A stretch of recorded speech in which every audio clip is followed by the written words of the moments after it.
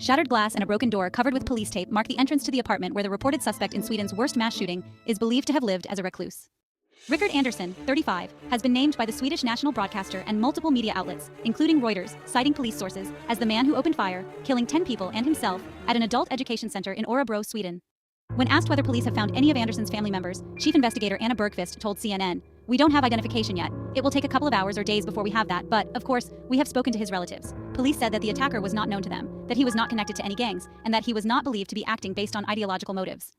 PJ Samuelsson has lived next door to Andersson since May last year, but says he has never seen or even heard his neighbor. He says he was in a state of shock after returning home on Tuesday and finding his quiet apartment block surrounded by heavily armed police. "I couldn't come up here. They said you'll have to wait a couple of hours," Samuelsson told CNN in an interview at his home Thursday. He said he knows nothing at all about his neighbor Andersson. "I've only seen his name on the door, that's the only thing," describing it as very unusual because he says hello daily to his other neighbors in the small block.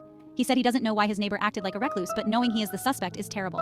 He said it's a disgusting thought that he had weapons next door. A second neighbor CNN spoke to said she had never seen Andersson and she goes in and out of the building a lot. She finds it weird she has never seen him. Andersson's name and social security number match the same address that was held on record by the Swedish tax agency. The agency told CNN that as of 2023, its current data, it has no record of any income from work for Andersson since 2015. Bergqvist told a news conference Thursday, "We have a perpetrator who was found inside the school and he was not known to us from before. He has a gun license for 4 guns and all these 4 guns have been confiscated. 3 of those weapons were next to him when police secured him inside the building." Bergqvist added that there is information that he is somehow connected to the school, that he may have attended the school before.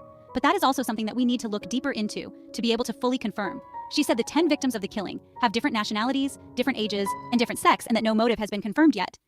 On Wednesday night, grief and shock were heavy in the air as a steady stream of mourners came to pay their respects at a candlelight vigil Wednesday night by the side of a busy road, next to a small housing estate, and opposite the school where Tuesday's events unfolded.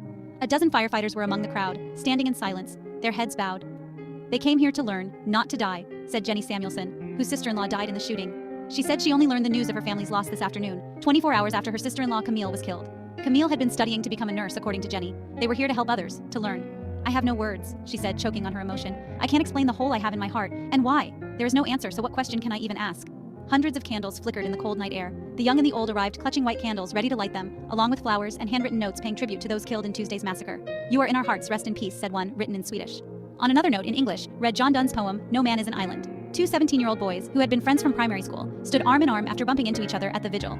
They spoke of their shock over what happened, how they were forced to lock down in their high schools as the events played out. They came to show their support, they said. The emotion was palpable. School shootings are rare in Sweden, and there is real shock that the peace of this small Swedish city has been so violently shattered.